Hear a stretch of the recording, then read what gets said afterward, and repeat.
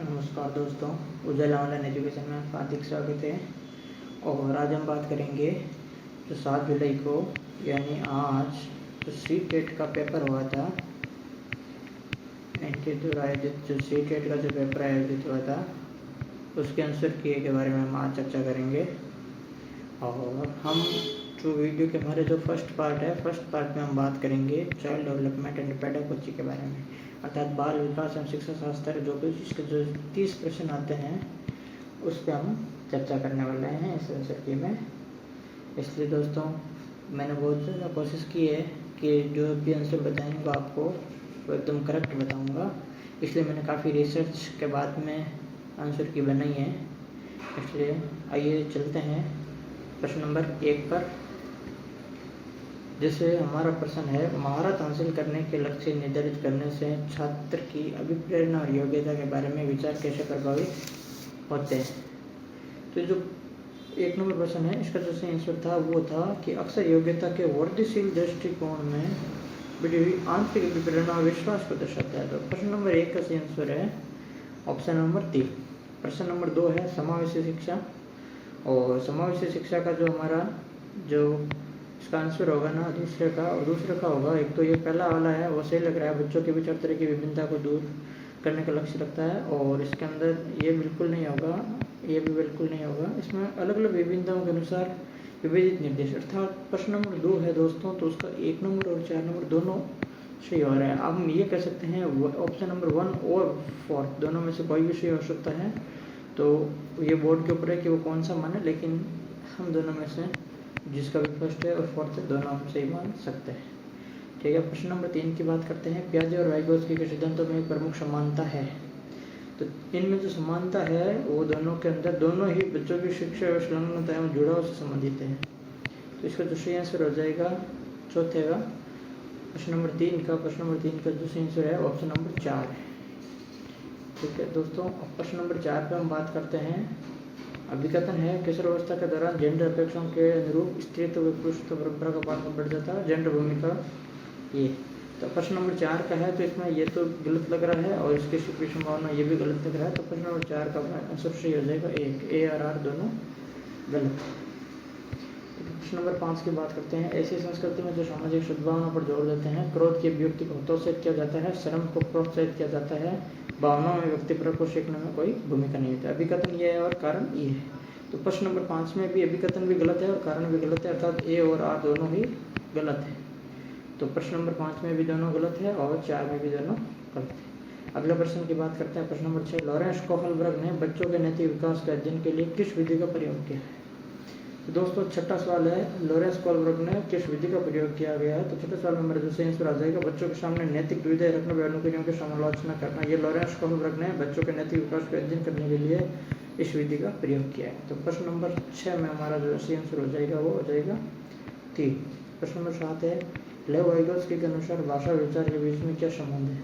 तो प्रश्न नंबर 7 है, उसका जो प्रथम आंसर है उसका सही हो जाएगा भाषा विचार जटिल की विनिमय प्रक्रिया, अर्थात प्रश्न नंबर 1 है जो इसका सही आंसर हो जाएगा, अर्थात 7 में पहला है वो सही हो जाएगा आंसर।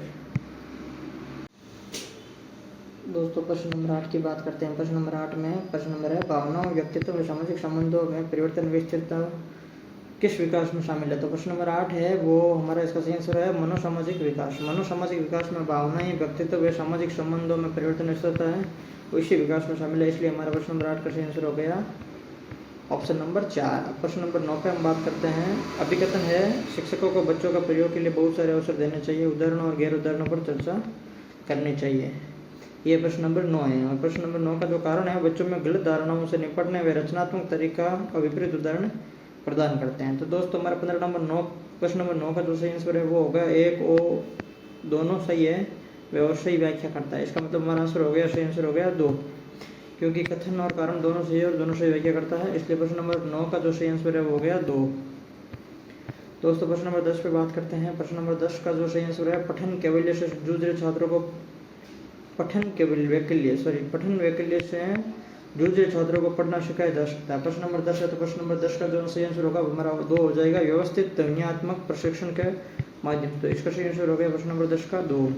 दोस्तों प्रश्न नंबर 11 पे हम बात करते हैं। प्रश्न नंबर 11 हमारा ये है कि एक शिक्षिका खुद से पूछती है, मैं ऐसे अनुभव कैसे प्रदान कर सकती हूँ जिसमें छात्रों को पर्यावरण विभिन्न प्रकार के वर्गीकरण करने और स्कीमों का विश्लेषण की आवश्यकता है, छात्रों में किस बुद्धिमत्ता का बढ़ाने की कोशिश कर रही है। तो दोस्तों ये बात कर रही है पर्यावरण प्रकृति के बारे में बात करती है। तो इसका जो प्रश्न नंबर 11 है उसका सही आंसर हो जाएगा प्राकृतिक बुद्धिमत्ता। सही आंसर हो जाएगा इसका 4 प्राकृतिक बुद्धिमत्ता। दोस्तों हम बात करते हैं प्रश्न नंबर 12 पे। प्रश्न नंबर 12 है सही सुमेलित युग्म है। दोस्तों प्रश्न नंबर 12 है जो जिसका सही आंसर हो जाएगा मानदंड संदर्भित मूल्यांकन विशिष्ट विषयों की महारत हासिल है, यही इसका सही सुमेलित होगा। तो प्रश्न नंबर 12 का जो सही आंसर हो जाएगा वो हो जाएगा 2। दोस्तों प्रश्न नंबर 13 की बात करते हैं। 13 में है निम्न से क्या दृष्टिबाधित विद्यार्थियों को कक्षा में भागीदारी लेने में बाधा डालता है। तो दोस्तों ग्राफिक सामग्री के स्पर्शनीय तरीके से ये सही है, ये बाधा नहीं डालता है। इलेक्ट्रॉनिक्स ये तो दोनों सहयोग करते हैं। मुद्रित पाठ्य पुस्तकें व नोट्स हैं वो उनमें बाधा डालते हैं। उभरी हुई रेखा ये भी पढ़ने में सहयोग करते हैं। तो इसका जो सही आंसर है वो हमारा 3 है। इसलिए प्रश्न नंबर 14 पे बात करते हैं। कौन सा विश्लेषणात्मक चिंतन को बढ़ावा देता है। कौन सा प्रश्न है विश्लेषणात्मक चिंतन। तो ये तथ्यात्मक है, ये तथ्यात्मक है, ये तथ्यात्मक है। विश्लेषणात्मक चिंतन यही है कि क्या कारण है बच्चों में विश्लेषणात्मक चिंतन को बढ़ावा देता है। प्रश्न नंबर 1 इसका जो 14 का जो प्रश्न ऑप्शन 1 है उसका सही आंसर होगा। दोस्तों प्रश्न नंबर 15 पे बात करते हैं। संवेदनशील अवधि व समय अवधि वह होती है जिस दौरान कुछ ये इसका जो सही आंसर है पर्यावरणीय कारक। दोस्तों इसका जो सही आंसर है 15वें का वो होगा 4 नंबर पर्यावरणीय कारक। दोस्तों प्रश्न नंबर 16 में बात करते हैं। ये कथन है और ये अपना कारण है। 16 के अंदर कथन और कारण है। तो दोस्तों जो 16 में है आंसर है वो इसका कथन है वो सही है और कारण है वो गलत है। तो इसका जो सही आंसर हो जाएगा हमारा 4 हो जाएगा, ए सही और आर गलत। दोस्तों प्रश्न नंबर 16 की हम बात करते हैं। 16 हो गया, 16 में 4 था। 17 की बात करते हैं। जीन पियाजे के अनुसार बच्चों में वयस्क किस प्रकार से भिन्न है। तो जो 17 का सही आंसर है वो बच्चों में सोच वयस्कों से गुणात्मक रूप से भिन्न है। अपने को ये ध्यान रखना है किस रूप से भिन्न है। दोस्तों प्रश्न नंबर 18 की बात करते हैं। प्रश्न नंबर 18 है स्कूलों को उस ढांचे के भीतर कार्य करना चाहिए जो तैयार उत्पाद व सीखने के परिणामों का आकलन करता है। अभिकथन 18 का ये है और कारण है सीखना पक्के तौर पर अनुकर्मी के पदन करते हैं। तो दोस्तों प्रश्न नंबर 18 का जो सही आंसर है इसमें यह भी गलत लग रहा है और इसमें यह भी गलत लग रहा है, अर्थात इसमें दोनों ही गलत है। इसलिए दोस्तों प्रश्न नंबर 18 का जो सही आंसर है हमारा 1 हो जाएगा। प्रश्न नंबर 19 पे बात करते हैं। 19 से निम्नलिखित में से कौन सा कथन स्वलीनता के संदर्भ में सही है। तो 19 में स्वलीनता के संदर्भ में कौन सा कथन सही है। तो इसमें दोस्तों ये नहीं लग रहा है, ये भी नहीं लग रहा है। स्वलीनता के संबंध में तंत्रिक के जो विकासात्मक विकार है वही एक स्वलीनता है। स्वलीनता एक तंत्रिक के विकासात्मक विकार है। ऑप्शन नंबर 3 है इसका तो सही आंसर हो जाएगा। दोस्तों प्रश्न नंबर 20 की बात करते हैं। रचनावादी शिक्षण प्रवृत्तियों को खोज आधारित अधिगम की ओर ले जाता है। तो इसका सही आंसर है 20 नंबर दूसरा। जीन पियाजे के संज्ञान विकास का सिद्धांत क्या बताता है। तो दोस्तों जो प्रश्न नंबर 21 है जो इसका सही आंसर है पाठ्यक्रम में बच्चों को आयुष्मान चरणों को ध्यान में रखकर किया जाता है। तो इसका जो सही आंसर है वो 21 में 4 नंबर होगा। दोस्तों प्रश्न नंबर 22 की बात करते हैं। प्रश्न नंबर 22 है प्रगतिशील शिक्षा में बच्चों को किस तरीके से देखा जाता है। तो दोस्तों प्रश्न नंबर जो 22 है इसका जो सही आंसर है ज्ञानवर्धक व अर्थ की रचना करने वाले बच्चों को प्रगतिशील शिक्षा में उसकी तरफ देखा जाता है। इसलिए 22 में जो सही आंसर होगा 4 होगा।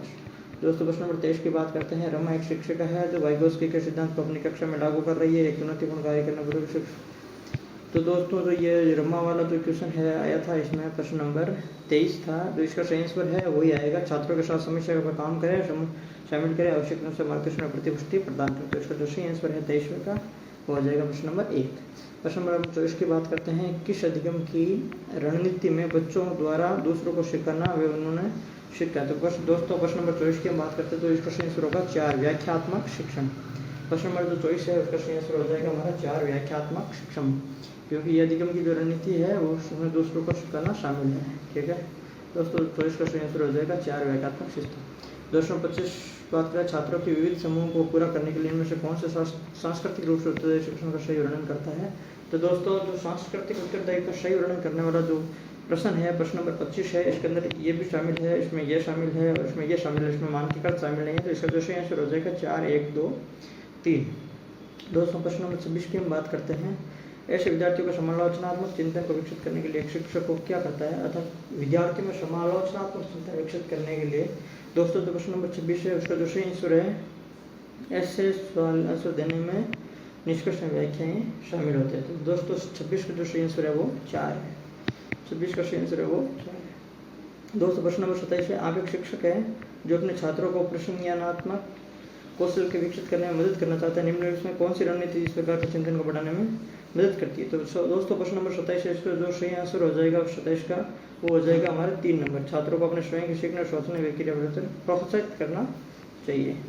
दोस्तों इसका जो सही आंसर है वो 27 का 3 हो जाएगा। प्रश्न नंबर 28 की बात करते हैं, छात्रों के द्वारा कक्षा में प्रतिक्रिया सबसे अधिक प्रभावी होती है। तो ये सीखने की गतिविधि के दौरान और पश्चात भी होती है। तो दोस्तों 28 में जो सही आंसर हो जाएगा वो हमारा आंसर नंबर 3 सही हो जाएगा।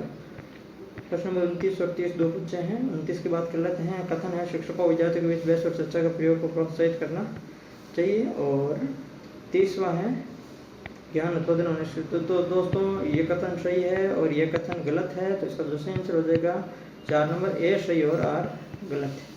तो जो 29वें का सही आंसर हो जाएगा हमारा 4। दोस्तों अंतिम प्रश्न हमारा साइकोलॉजी का या पेडागोजी का बात करते हैं। इसमें 12 वर्षीय लड़की विशेष संगीत की क्षमता रखती है। माता पिता दोनों निपुण गायिका, श्रोणिता की आवाज़ बेहतर प्रश्न कक्षा में भेज रहे हैं। संभावित रूप से किन कारकों का क्रिया परिणाम है? तो दोस्तों इसका जो सही आंसर है अनुवांशिक वातावरण का दोनों हो जाएगा। तो इसका सही आंसर हो जाएगा 4।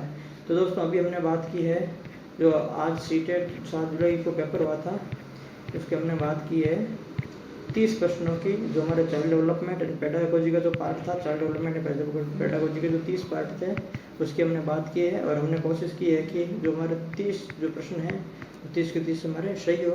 काफ़ी मेहनत करने के बाद में दोस्तों आंसर की बनाई है, इसलिए कमेंट में अपना फीडबैक जरूर दीजिए, आपको मैं आंसर की और हमारा प्रयास कैसा लगा है।